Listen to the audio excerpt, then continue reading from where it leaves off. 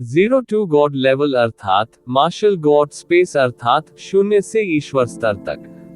अध्याय 3485 से 3487। नमस्कार, आप कहानी में खो जाएं उससे पहले चैनल को सब्सक्राइब करें और नोटिफिकेशन ऑन करें। धन्यवाद। मैं जानता हूं कि आप में से कई लोगों को लाभ मिला है और आप कुछ ऐसा करना चाहते हैं जो आपको नहीं करना चाहिए। कोई बात नहीं, मैं बस ये पूछना चाहता हूँ कि और कौन। ये जिवेन ने पवित्र गुरुओं की ओर देखा, उसकी आंखें चाकू की तरह तेज थी। अभिमानी, ये दो शब्द कई दिव्य गुरुओं के मन में उभरे। सेलेस्टियल मास्टर्स के बीच ये जिवेन की ताकत काफी अच्छी थी। हालांकि वह शीर्ष पर नहीं थे, हालांकि उन्होंने ऐसे शब्द कहने का साहस किया। ये अहंकार ही उन्हें एक नई दृष्टि से देखने के लिए पर्याप्त था। आखिरकार हर कोई उसके जैसा अहंकारी नहीं था। कई साल पहले वे भी इतने अहंकारी थे, सोचते थे कि वे दुनिया में सबसे शक्तिशाली हैं। हालांकि जब से वे स्वर्गीय आदरणीय बने थे, उन्होंने स्वाभाविक रूप से चरम शक्तियों के बीच असमानता को समझ लिया था। उनकी असीम महत्वाकांक्षाएं प्रत्येक टकराव के साथ क्षीण हो गई थी और वे अब किसी चरम शक्ति को चुनौती देने की हिम्मत नहीं कर रहे थे जो उनसे अधिक शक्तिशाली थी। अब उनमें वे ऊंची आकांक्षाएं नहीं रही जो पहले हुआ करती थी। ये जिवेन केवल 10,000 वर्षों में सम्राट लॉर्ड से पवित्र मास्टर क्षेत्र और पहले क्षेत्र से चौथे क्षेत्र तक आगे बढ़ने में सक्षम थे। इसका उनके निडर और समझौता न करने वाले साहस से काफी लेना देना था। साधना पथ पर यद्यपि पीसना महत्वपूर्ण था, साहपूर्वक आगे बढ़ना भी महत्वपूर्ण था। यदि किसी ने बहादुरी से आगे बढ़ने की इच्छा खो दी है, तो उसे यह आशा करने का क्या अधिकार है कि उसकी खेती थोड़े समय में ऊंची उड़ान भर सकती है। बहुत से लोगों की आंखों में थोड़ी समझ थी, क्योंकि ये जिवेन की उदासीनता ने उन्हें कुछ समझने पर मजबूर कर दिया था।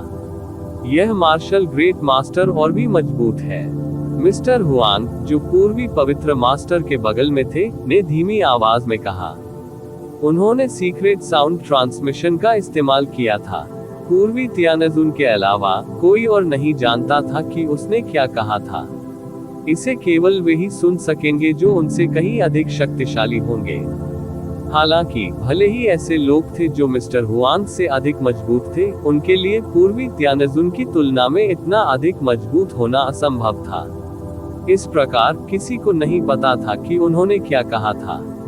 पूर्वी पवित्र मास्टर ने सिर हिलाया और कहा, वास्तव में अगर मुझे यकीन नहीं होता कि उसने 5वें दायरे में प्रवेश नहीं किया है और उसके शरीर पर 5वें दायरे के नामात्र कानूनों का कोई निशान नहीं है, तो मैंने लगभग यही सोचा होगा कि उसने पहले ही 5वें दायरे में प्रवेश कर चुका है। उन्होंने गुप्त ध्वनि प्रसारण का भी उपयोग किया था, इसलिए वह मास्टर और सिल्वर मून, जो उनके बहुत करीब थे, ने भी इस पर ध्यान नहीं दिया। ये वास्तव में ऐसा है। वह केवल चौथे क्षेत्र में है, फिर भी वह पहले से ही इस हद तक शक्तिशाली है। इसे प्राचीन काल से दुर्लभ कहा जा सकता है, मिस्टर हुआंग ने कहा। दुर्लभ रूप से उन्होंने स्वाभाविक रूप से प्राचीन युग और वर्तमान मार्शल युग का उल्लेख किया। उसने कई बार स्वर्ग और पृथ्वी का महान विनाश देखा था, लेकिन उसके लिए इतना हास्यास्पद शक्तिशाली विनाश देखना बेहद दुर्लभ था। हालांकि वह नहीं जानता था कि ये जिवेन की ताकत यहीं तक सीमित नहीं थी।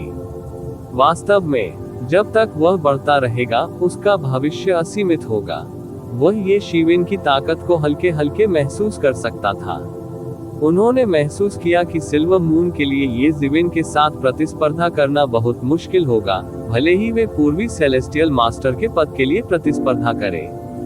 ऐसा नहीं था कि एम्पायरियन मास्टर सिल्वर मून बहुत कमजोर था, लेकिन ये जिवेन बहुत मजबूत था। ये जिवेन का भविष्य उनकी नजर में असीमित था। हालांकि यह अभी भी दूर के भविष्य में था। कहने की जरूरत नहीं, उन्हें विश्वास था कि वह भविष्य में और भी आगे बढ़ेंगे। इसलिए वह किसी से नहीं डरते थे। क्या हमें कार्रवाई करने की जरूरत नहीं है? श्री हुआंग ने पूछा। मुझे डर है कि कुछ लोग कोई कदम उठाने के लिए तैयार हैं। कोई जरूरत नहीं है, वह इसे संभाल सकता है।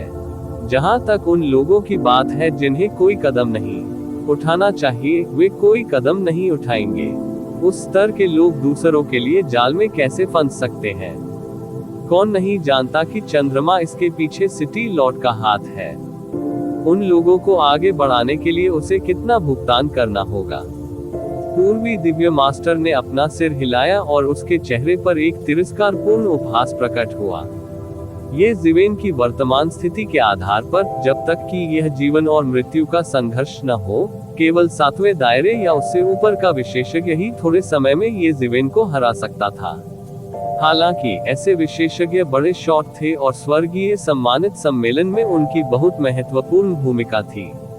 मून सिटी लॉर्ड के पास उन्हें रिश्वत देने के लिए कितनी पूंजी थी। इसके अलावा ये जीवेन अकेली नहीं थी, वह पूर्वी दिव्य गुरु शिविर का सदस्य था। ये था कई लोगों को कार्रवाई करने से झिझकने के लिए पर्याप्त है। ये जीवेन ने उन सभी को नहीं मारा, वह उनका पीछा करता रहा क्योंकि वह अच्छी तरह जानता था कि यह किस प्रकार की जगह है। स्वर्गीय पूज्य सम्मेलन में अनगिनत दिव्य गुरु उपस्थित थे। अगर उसने यहाँ नरसंहार शुरू किया तो उसे डर था कि मून सिटी लॉर्ड उसे निशाना बनाने का कोई कारण ढूंढ लेगा। बुजून, हालांकि आपके पास कुछ ताकत है, ये स्वर्गीय श्रद्धेय सम्मेलन का स्थान है। आपको अभिमानी होने की अनुमति नहीं है। इसके अलावा इस अवधि के दौरान बहुत सारी चर्चा हुई है। आपको वास्तव में खड़ा होना चाहिए और स्पष्टीकरण देना चाहिए। अचानक कई दिव्य गुरुओं के बीच से एक आकृति उठ खड़ी हुई। इस आकृति के शरीर पर अनंत दिव्य चमक थी, जैसे झरने से अनंत चमक निकल रही हो। यह एक अतुलनीय आदमी था, लेकिन इसका पूरा शरीर हरा था।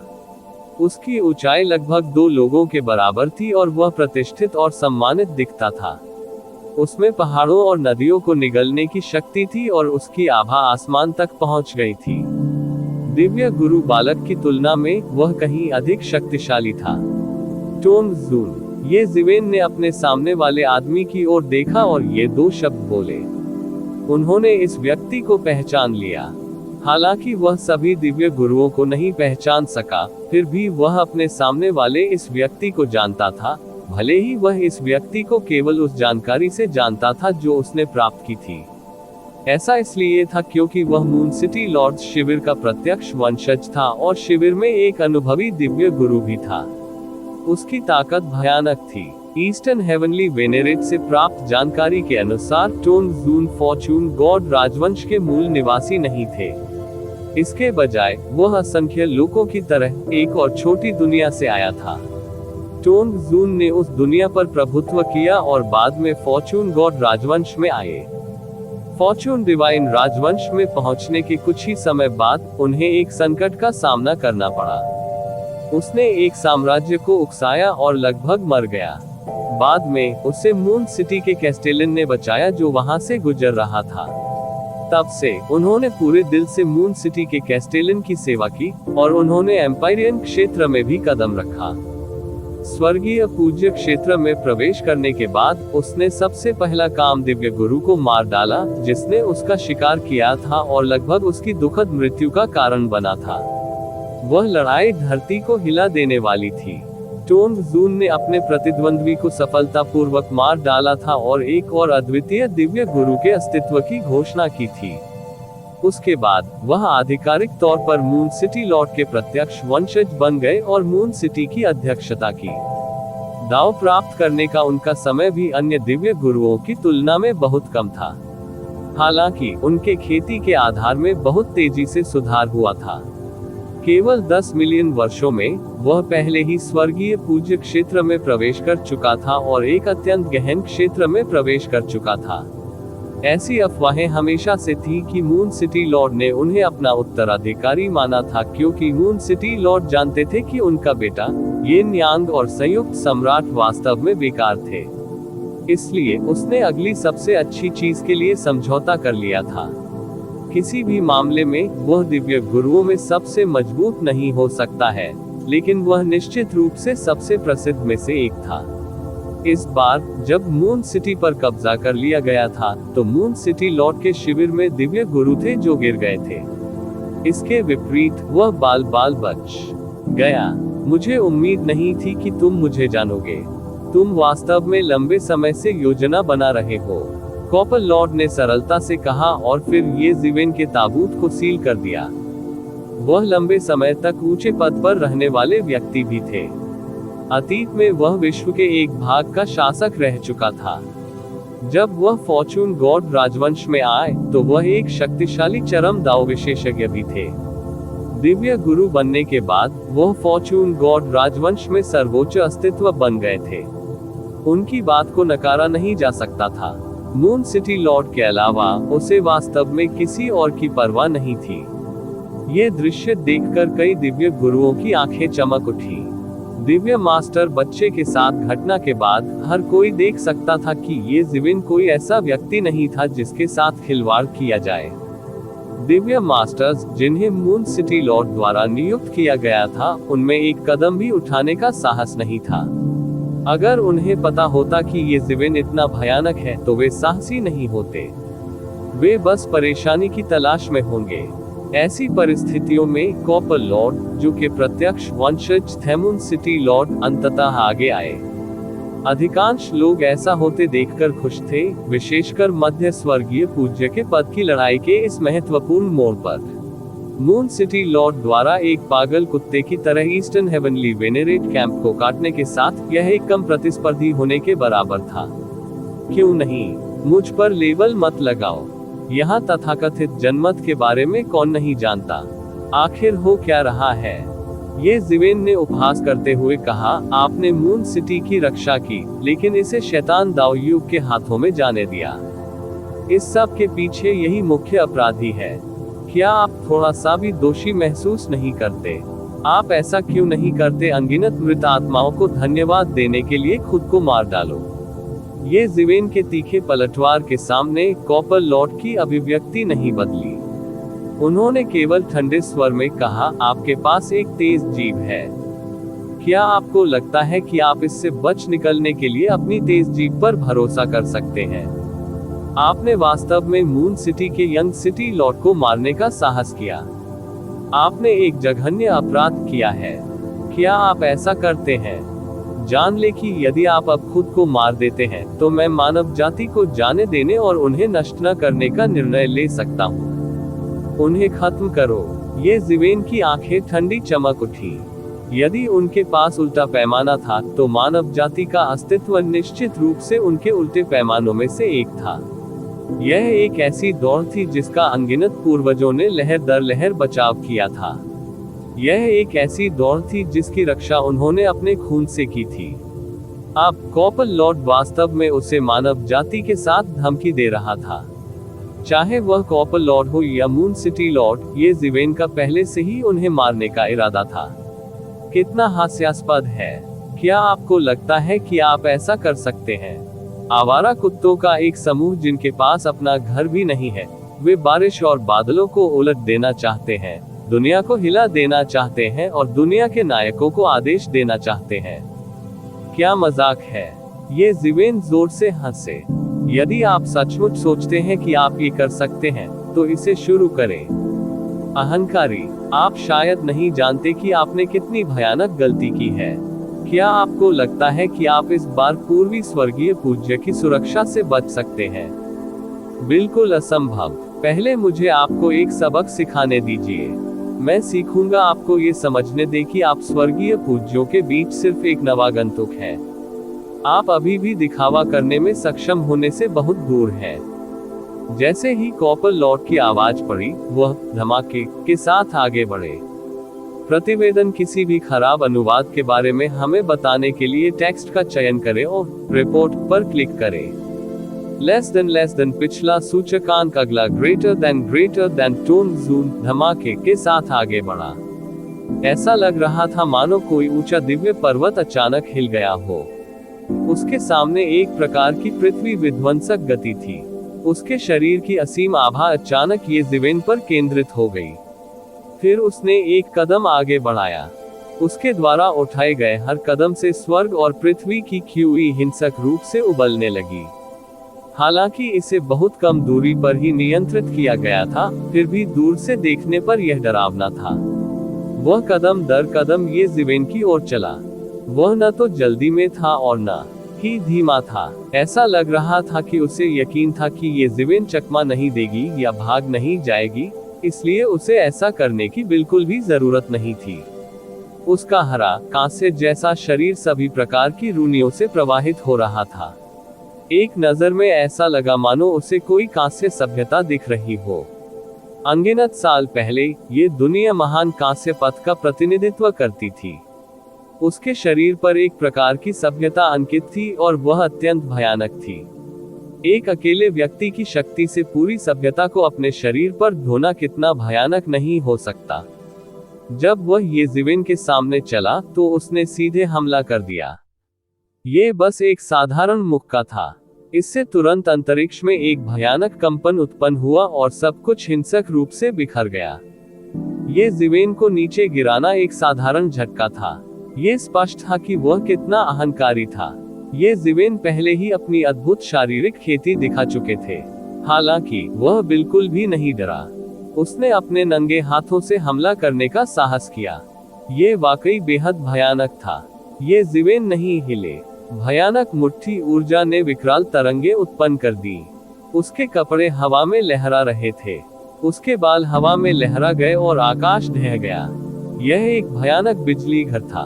बालक दिव्य भगवान बिल्कुल भी उससे मेल नहीं खाता था। वह जिक्र करने लायक भी नहीं था। पांचवा क्षेत्र। ये ज़िवेन ने तुरंत निर्णय लिया कि इस टोन जून की ताकत शायद पांचवें दायरे में प्रवेश कर गई है। इतने शक्तिशाली गुरु की ताकत चौंकाने वाली थी। हालांकि वह निडर भी थे। भगवान की तरह उसने सीधा तमाचा जड़ दिया वह मुट्ठी जो आसमान से गिर रही थी। उन्होंने कोई कमजोरी नहीं दिखाए और अजेय रहे। बजना धातु के टकराने की भीषण ध्वनि गूंज उठी। आकृति की मुट्ठी और हथेली के बीच सबसे चमकदार रोशनी फूट पड़ी। जो भयानक शक्ति प्रस्फुटित हुई वह संसार के विनाश के समान थी। ऐसा लग रहा था जैसे हजारों ज्वालामुखी एक ही समय में फट गए हो। ऐसा लगा मानो हजारों सूरज एक ही समय में फूट पड़े हो और भयानक सुनामी बन गई हो जिसने दुनिया में तबाही मचा दी हो।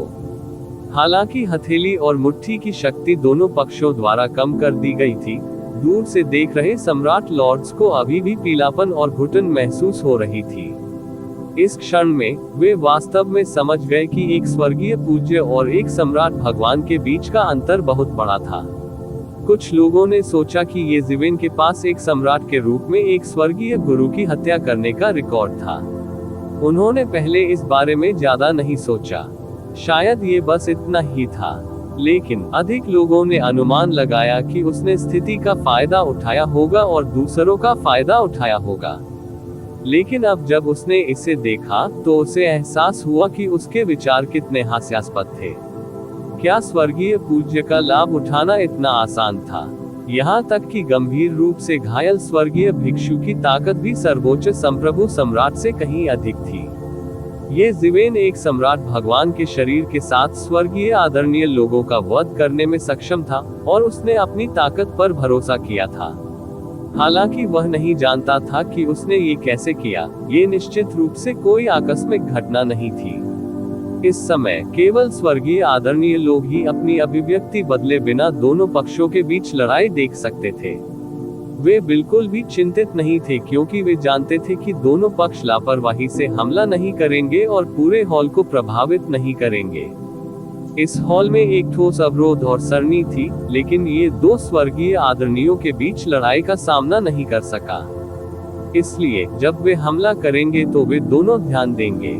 इसमें डरने की क्या बात थी? केवल एक झटके में विजेता का निर्धारण करना कठिन था। ये ज़िवेन ने थोड़ा सा भौहें सिकुड़ी। ये तांबे का भगवान सचमुच असाधारण था। इस समय उन्होंने सातवीं धातु पैतृक QE के साथ एकीकरण किया था। उसकी ताकत इतनी सरल नहीं थी, बस थोड़ी अधिक अत्याचारी थी। उनका भौतिक शरीर किसी नुकसानदेह स्थिति में आए बिना दाव उपकरण से मुकाबला करने के लिए पर्याप्त था। हालांकि इस टक्कर में उन्हें बढ़त नहीं मिली। हालांकि उसकी ताकत और साधना का क्षेत्र कांस्य जून की तुलना में एक स्तर कम था। कांस्य जून की भौतिक शरीर की खेती को कम करके नहीं आंका जा सकता था। कॉपर लॉर्ड बेहद सदमे में थे और पीछे हटने से खुद को नहीं रोक सके। उनकी शारीरिक साधना भी असाधारण थी। हालांकि यह उस बिंदु तक नहीं था जहां वह अपने नंगे हाथों से एक दाव उपकरण के साथ प्रतिस्पर्धा कर सकता था, वह बड़ी शक्ति के साथ एक दाव उपकरण के साथ प्रतिस्पर्धा कर सकता था। ऐसी भौतिक साधना स्वर्गीय आदरणीयों के बीच पहले से ही अत्यंत दुर्लभ थी, सिवाय उन लोगों के जो भौतिक साधना में विशेषज्ञता रखते थे। इसका किंग टोन दाव के साथ एक निश्चित संबंध भी था जिसे उन्होंने विकसित किया था। उनकी प्राकृतिक भौतिक खेती बहुत अत्याचारी थी, लेकिन फिर भी वह येज़िवेन की भर्ती में थोड़ा सा भी लाभ हासिल नहीं कर सका। कहने की जरूरत नहीं है, उसने पाया कि येज़िवेन का दायरा उसके जितना अच्छा नहीं था। येज़िवेन स्पष्ट रूप से 5वें दायरे तक नहीं पहुंचा था, लेकिन वह ऐसी युद्ध शक्ति को तोड़ सकता था। उसकी आंखों में उग्रता का भाव झलक उठा। सदमे के अलावा गहरा जानलेवा इरादा भी था। वह येज़िवेन को पूरी तरह से मार देना चाहता था, लेकिन वह नहीं जानता था कि येज़िवेन को इससे पहले भी उसे मारने का यही दृढ़ विश्वास था। जबकि वह अभी भी सदमे में था, येज़िवेन पहले ही अपनी चाल चल चुका था। इस बार ये कॉपलॉर्ड नहीं था जिसने पहल की थी, बल्कि येज़िवेन ने पलटवार करने की पहल की थी। चूंकि वहां बहुत सारे स्वर्गीय आदरणीय उपस्थित थे, दोनों पक्ष वास्तव में बाहर नहीं जा सके।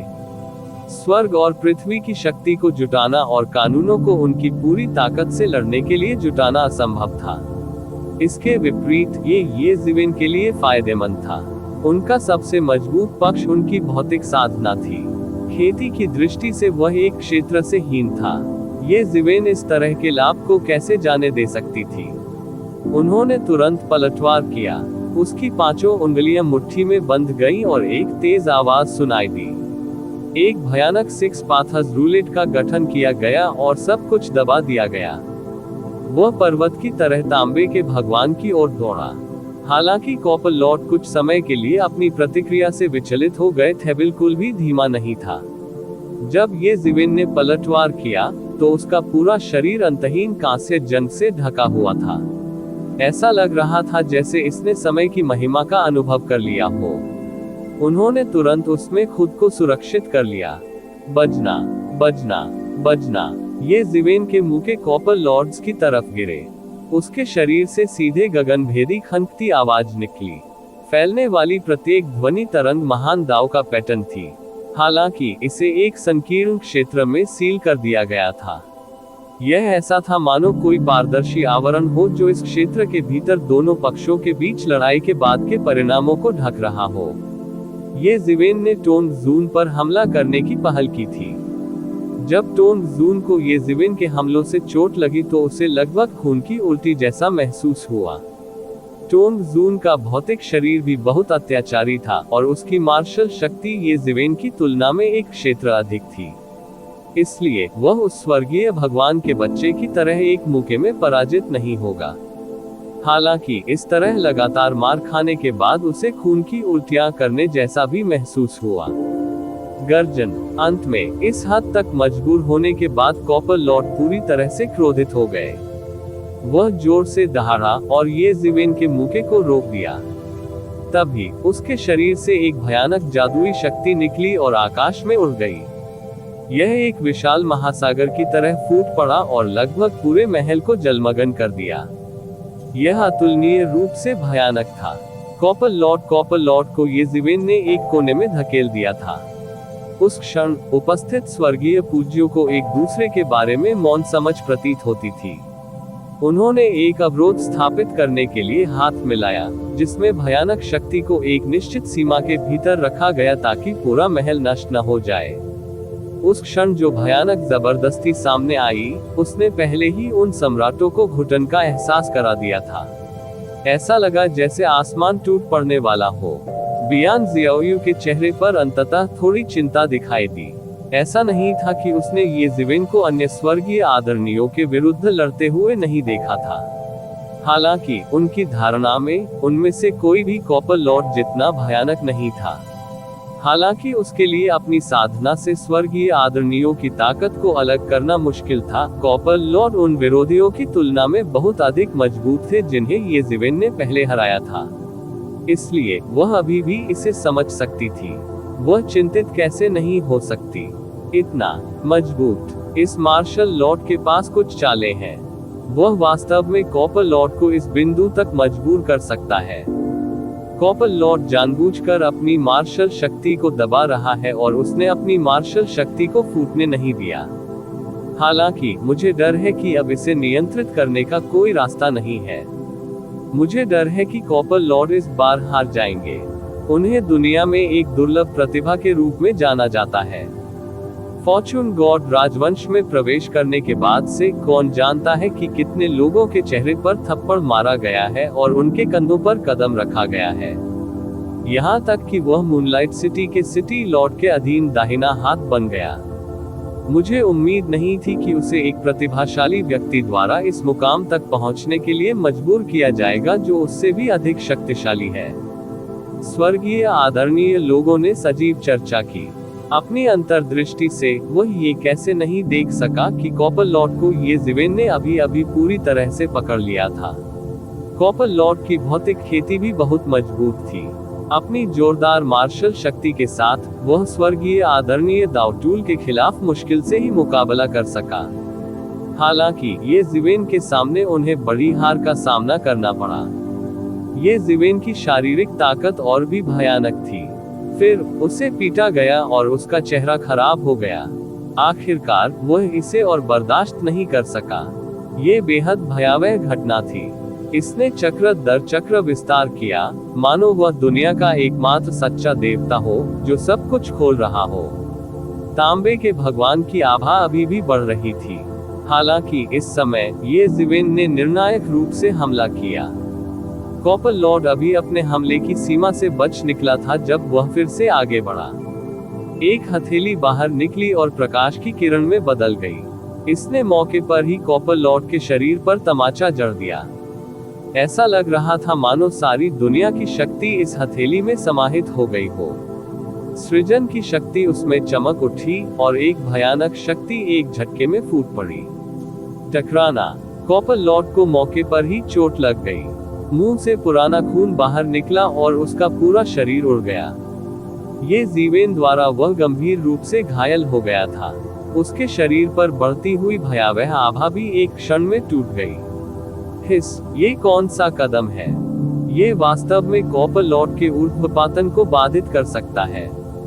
जब कई लोग मदद नहीं कर सके, लेकिन हॉर्नफिने लेग्यून ने ये दृश्य देखा। कॉपर लॉर्ड उसकी मार्शल शक्ति को दबा रहा था।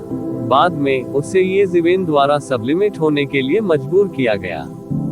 वह ये ज़िवेन को सबक सिखाने के लिए अपनी असली ताकत का इस्तेमाल करना चाहता था। ये प्रक्रिया बहुत छोटी थी और कोई दुर्घटना नहीं होनी चाहिए। हालांकि ये ज़िवेन के कदम से उसकी उच्च बनाने की क्रिया बाधित हो गई और उसने सिर्फ एक हथेली से खून की उल्टी की।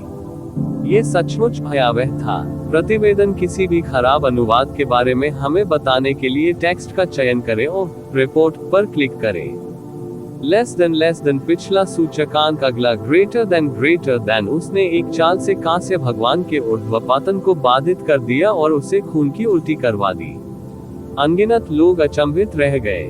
हालांकि ऐसा कहा जाता था कि किसी व्यक्ति का ऊर्ध्वपातन सबसे खतरनाक समय होता है, वे ये भी जानते थे। इसलिए यह अक्सर सबसे अधिक सुरक्षित समय होता था। कांस्य भगवान जबरन क्षेत्र को तोड़ने या जबरन सील तोड़ने वाले नहीं थे। वह बस अपनी मूल शक्ति का विस्फोट करने जा रहा था। किसने सोचा होगा कि उसका उत्थान बाधित हो सकता है? भले ही यह पांचवें क्षेत्र का स्वर्गीय मास्टर था, कांस्य भगवान के उत्थान को बाधित करना असंभव था। यह पूरी तरह से अतार्किक था। बहुत से लोगों को एहसास हुआ कि ये ज़िवेन कांस्य भगवान के उत्थान को बाधित करने का कारण उसकी अपनी ताकत के कारण नहीं था, बल्कि उस चाल की अद्भुत शक्ति के कारण था। यह उसका तुरुप का पत्ता होना चाहिए। Universe creation palm. पूर्वी तियानजुन बहुत दूर नहीं था, बड़े चाव से देख रहा था। पहले तो उसे नहीं पता था कि ये ज़िवेन की हथेली क्या है, लेकिन उसने तुरंत प्रतिक्रिया व्यक्त की। आखिरकार वह कोई साधारण व्यक्ति नहीं था। हालांकि उसने युद्ध में भाग्य निर्माण स्वर्गीय भगवान का अनुसरण नहीं किया और उसकी योग्यताएं वो वेनेरेबल जितनी अच्छी नहीं हो सकती थी, उसकी दृष्टि खराब नहीं थी। इसके अलावा उन्होंने सुना था कि ये ज़िवेन ने पहले यूनिवर्स क्रिएशन पाम सीखा था, वह यह अनुमान कैसे नहीं लगा सका कि इस समय ये यूनिवर्स क्रिएशन पाम होना चाहिए। केवल यूनिवर्स क्रिएशन पाम जैसी एक अद्वितीय गुप्त तकनीक ही चौथे क्षेत्र के स्वर्गीय मास्टर येज़ेविन को पांचवें क्षेत्र के कांस्य भगवान के उत्थान को बाधित करने की अनुमति दे सकती है। उसकी आंखों में थोड़ी सी ईर्ष्या झलक रही थी। ऐसी अद्वितीय गुप्त तकनीक से कौन आकर्षित नहीं होगा।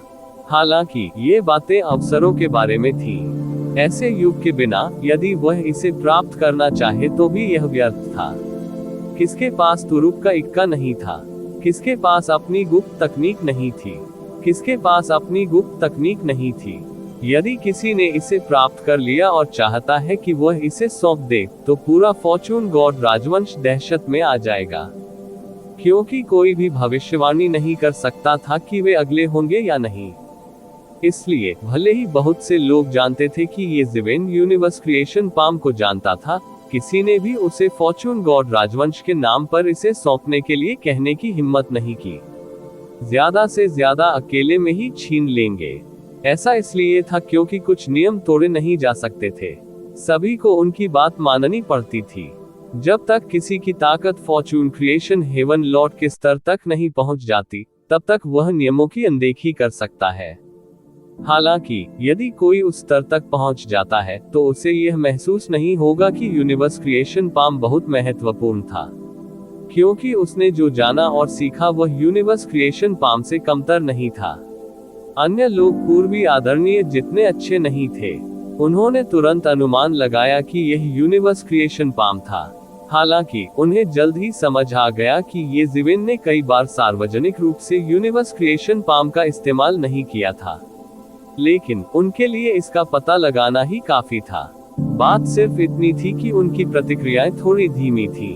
उनकी आंखों में ईर्ष्या की झलक चमक उठी।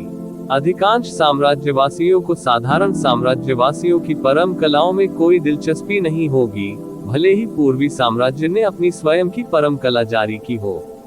अधिक से अधिक वे इसे देखेंगे और इससे सीखेंगे। हालांकि फॉर्चून क्रिएशन हेवनली मोनाक अलग था। वह दुनिया का सबसे मजबूत विशेषज्ञ था, इसलिए उसने जो अंतिम तकनीक छोड़ी वह स्वाभाविक रूप से दुनिया की सबसे मजबूत तकनीक थी। लेकिन अब ये येज़ेविन के हाथों में आ गया था। वे ईर्ष्यालु कैसे नहीं हो सकते। यह एक मार्शल तकनीक थी जो युद्ध के नतीजे को बदल सकती थी। यहाँ तक कि यह भी कहा जाना चाहिए कि यह मार्शल आर्ट की अभिव्यक्ति थी। एक बार इसका उपयोग किया गया तो इसमें महान मार्ग की शक्ति होगी। बात सिर्फ इतनी थी कि येज़ेविन का कौशल उस स्तर तक पहुंचने से बहुत दूर था। हालांकि इस बात से इनकार नहीं किया जा सकता कि इस मार्शल तकनीक की शक्ति अभी भी मौजूद थी। ऐसा इसलिए था क्योंकि इसके निर्माता फॉर्चून हेवन लॉर्ड थे, जो निर्विवाद रूप से नंबर 1 थे दुनिया। पफ टोंग जून को उड़ते हुए भेजा गया था। वास्तव में एक ही प्रहार से उसकी खांसी में खून आ गया था। हथेली के इस प्रहार ने स्वर्ग और पृथ्वी की शक्ति को उत्तेजित कर दिया था, जिससे वह गंभीर रूप से घायल हो गया था। ये यूनिवर्स क्रिएशन पाम का आतंक था। यह न केवल उनकी अपनी ताकत थी, बल्कि दुनिया की ताकत भी थी। यह ऐसी शक्ति का प्रयोग कर सकता था जो उसकी अपनी ताकत से कहीं अधिक थी। टोंग जून की आंखें भी अविश्वास से भरी थीं। उसने कभी नहीं सोचा था कि जब वह सब्लिमेशन कर रहा था और जब वह अपनी सबसे सुरक्षित अवस्था में था, तब किसी ने उसे गंभीर रूप से घायल कर दिया था। यह कोई आश्चर्यजनक हमला नहीं था। यह हथेली बहुत ही भयानक थी। कहा जा सकता है कि इस हथेली ने उसकी सारी गति बिखेर दी थी। उसका ऊर्ध्वपातन असफल हो गया था। यदि वह अपने चरम पर होता तो उसे खून की उल्टियां नहीं होती। हालांकि उसने महल के हॉल की खातिर अपनी ताकत का एक हिस्सा रोक लिया था। जाहिर है, येज़ेविन उसे अपनी असली ताकत दिखाने का मौका नहीं देगी। येज़ेविन ही एकमात्र व्यक्ति थी जिसने उसे बाहर निकलने का मौका दिया। येज़ेविन को स्पष्ट रूप से पता था कि वह कितना शक्तिशाली था। जितना अधिक वह जानता था, उसके लिए विस्फोट करना उतना ही असंभव था। अगर कोई और होता तो भी ऐसा ही होता। हालांकि वह वही था जिसे पीटा गया था। वह उससे नफरत कैसे नहीं कर सकता था। हालांकि येज़ेविन के सामने ये बेकार था। ये जिवेन ने भी इस अवसर का लाभ उठाया। उसने उसे सांस लेने का मौका नहीं दिया। उसने एक कदम आगे बढ़ाया और अपनी हथेली पर फिर से थप्पड़ मारा। उसके काले बाल लहरा रहे थे। उनकी अभिव्यक्ति उदासीन थी।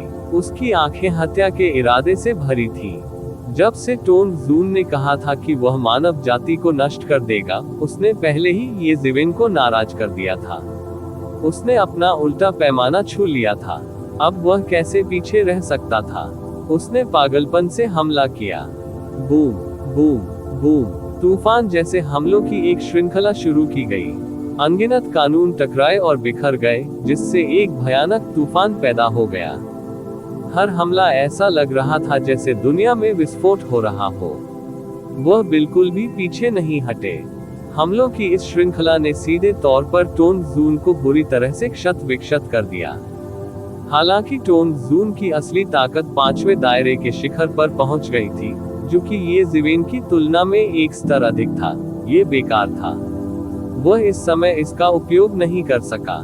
विशेषज्ञों के बीच की लड़ाई में यही थोड़ा सा अंतर था। ये जिवेन ने गेंग मेटल पैट्रिक क्यूई को एकीकृत करने के बाद वह 5वें क्षेत्र के विशेषज्ञों के साथ प्रतिस्पर्धा करने में सक्षम था। उनके और टोन जून के बीच का अंतर बहुत बड़ा नहीं था। यूनिवर्स क्रिएशन पाम का उपयोग करने के बाद ये जिवेन के पास टोन जून को गंभीर रूप से घायल करने की क्षमता थी। आमतौर पर टोन जून से लड़ने के लिए ये जिवेन अधिक से अधिक यूनिवर्स क्रिएशन पाम का उपयोग कर सकता था। हालांकि वह अब टोन जून को गंभीर रूप से घायल कर सकता है। सबने कारण स्पष्ट देखा। स्वाभाविक रूप से वे जानते थे कि ये जिवेन की स्थिति एक अपवाद थी। हालांकि इससे उन्हें आश्चर्य हुआ। ऐसा चमत्कार दोहराया नहीं जा सका। ये जिवेन, जो इस तरह का चमत्कार करने में सक्षम थे, ने स्वाभाविक रूप से उन्हें अपनी ओर आकर्षित किया। वे अब उससे कम नहीं आंकेंगे। वे ये भी देख सकते थे कि ये जिवेन केवल चौथे दायरे में था। हालांकि वह कॉर्पस जून को ऐसी स्थिति में हराने में सक्षम था, भले ही वह केवल चौथे क्षेत्र में था। कई लोगों की राय में ये स्पष्ट रूप से यूनिवर्स क्रिएशन पाम के कारण था। हालांकि 7वीं धातु पैट्रिक क्यूई के अस्तित्व के बारे में कोई नहीं जानता था। इस समय गेंग मेटल पैट्रिक क्यूई पूरी तरह से ये जिवेन के भौतिक शरीर के साथ एकीकृत हो गया था। इसने योग्यता का प्रकाश भी फैलाया। उसका भौतिक शरीर अत्यंत अत्याचारी था। यह उल्लेख करने की आवश्यकता नहीं है कि वह अपने चरम पर नहीं फटा था। भले ही वह अपने चरम पर था, उसके लिए ये जिवेन को घायल करने की संभावना नहीं थी। ये जिवेन खुद को बचाने के लिए काफी थी। ये निश्चित था कि वह बराबरी तक लड़ सकता है। चौथे क्षेत्र के चरम पर अपनी खेती के साथ टोन जून के साथ बराबरी करने में सक्षम होना, जो 5वें क्षेत्र के शिखर पर था, अपने आप में चौंकाने वाला था। ये जिवेन ने अपने दायरे से परे लड़ने की क्षमता हासिल कर ली थी और एक और चमत्कार किया था। सभी दिव्य पूज्य स्थिर खड़े रहे। किसी ने कोई हलचल नहीं की। उन्होंने केवल टोन जून को ये जिवेन द्वारा पिटते हुए देखा। सबसे पहले वे उसे नाराज नहीं करना चाहते थे, क्योंकि वे उससे संबंधित नहीं थे। टोन जून वास्तव में बहुत शक्तिशाली था, लेकिन ये जिवेन कितना बुरा हो सकता था। उसकी ताकत भी असाधारण थी। सबसे महत्वपूर्ण बात यह थी कि उन्होंने 10,000 से अधिक वर्षों तक केवल खेती की थी और दिव्य आदरणीय के चौथे क्षेत्र तक पहुंच गए थे। उनकी भविष्य की उपलब्धियां बस असीमित थीं। सबसे महत्वपूर्ण बात यह थी कि उन्हें यकीन था कि ये जिवेन ने किसी को मारने की हिम्मत नहीं की थी। उसने बालक दिव्य आदरणीय को सिर्फ सबक सिखाने के लिए नहीं मारा। दूसरी ओर टोन जून ने केवल ये कहने का साहस किया कि वह ये जिवेन को सबक सिखाएगा। उसने ये कहने की हिम्मत नहीं की कि वह ये जिवेन को मारना चाहता था, क्योंकि उसे बुनियादी नियमों का पालन करना था। यहाँ लोगों को मारने की इजाजत नहीं थी। जैसा कि कहा जाता है, एक पंख वाले पक्षी एक साथ झुंड में आते हैं। सबके सामने और जनता की निगरानी में हत्या करने से निस्संदेह सभी को दुख होगा। वे शायद अब इस नियम तोड़ने वाले व्यक्ति को बर्दाश्त नहीं करेंगे, जब तक कि एक दिन ये जिवेन अधिकांश दिव्य आदरणीयों को पार न कर सके और सभी दिव्य आदरणीयों को पूरी तरह से अनदेखा कर दे। उस समय वह सचमुच स्वतंत्र होगा। रुकना। अचानक जोर की गर्जना हुई। हॉल के बाहर से एक बड़ा हाथ बढ़ा और सीधे येज़ेवेन की ओर बढ़ा। उसे मौके पर ही पटक कर मार डालने की नौबत आ गई। येज़ेवेन को अचानक खतरे का एहसास हुआ। वह तुरंत एक कदम आगे बढ़ा और पीछे हट गया। हालांकि इस बड़े हाथ ने हार नहीं मानी और उसका पीछा किया। येज़ेवेन को मौके पर ही थप्पड़ मारकर मारने की ठान ली गई थी। इतने भयानक हमले के सामने येज़ेवेन घबराई नहीं। वह पीछे हटता रहा। हालांकि उसने अंततः उस क्षण एक चाल चली जब हथेली उसे थप्पड़ मारने वाली थी।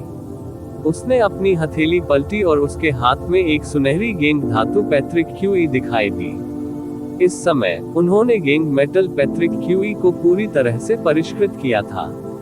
स्वाभाविक रूप से वह इसका स्वतंत्र रूप से उपयोग कर सकता था। हालांकि गेंद मेटल एंसेस्ट्रल क्यूई की यह गेंद तुरंत एक लंबी तलवार में बदल गई। फिर उसने इसे अपने हाथ में पकड़ लिया और बैकहैंड स्लैश से काट दिया। पफ। सभी ने केवल एक तेज फाड़ने वाली आवाज सुनी। केवल ये देखा कि विशाल हाथ सीधे कट गया था, आध्यात्मिक क्यूई से भरे आकाश में बदल गया और अलग हो गया। जिस बात ने सभी को और अधिक आश्चर्यचकित कर दिया वह ये थी कि बिखरी हुई आध्यात्मिक क्यूई से भरे आकाश में वास्तव में सुनहरे रक्त की कुछ बूंदें थीं। हालांकि येज़ेवेन ने तुरंत उन्हें पकड़ लिया और वे अच्छी तरह जानते थे कि इस बड़े हाथ का मालिक कौन है। बड़े हाथ को देखकर शायद उन्हें पता न चले, लेकिन आवाज सुनकर उन्हें कैसे पता नहीं चलेगा। मून सिटी लॉर्ड के अलावा और कौन हो सकता है? Moon city Lord Fortune God राजवंश का एक शीर्ष पावरहाउस था। भले ही उसने येज़ेवेन को पकड़ते समय अपनी पूरी ताकत का इस्तेमाल नहीं किया था, लेकिन अगर उसने गुस्से में हमला किया तो सामान्य दिव्य आदरणीय उसका विरोध नहीं कर पाएंगे। ये पहले से ही बहुत प्रभावशाली था कि येज़ेवेन चकमा दे सकता था, लेकिन वह इस बड़े हाथ को लापरवाही से भी तोड़ सकता था। ऐसा प्रदर्शन हर किसी की समझ से बिल्कुल परे था। निश्चित रूप से एक आकृति सीधे उड़कर अंदर आई। मून सिटी लॉर्ड के अलावा वह और कौन हो सकता है? प्रतिवेदन किसी भी खराब अनुवाद के बारे में हमें बताने के लिए टेक्स्ट का चयन करें और रिपोर्ट पर क्लिक करें। लेस देन पिछला सूचकांक, अगला ग्रेटर देन। इसी प्रकार के अपडेट्स लेते रहने के लिए हमारे चैनल ऑडियो बुक्स 108 को सब्सक्राइब करें और नोटिफिकेशन ऑन करें। धन्यवाद।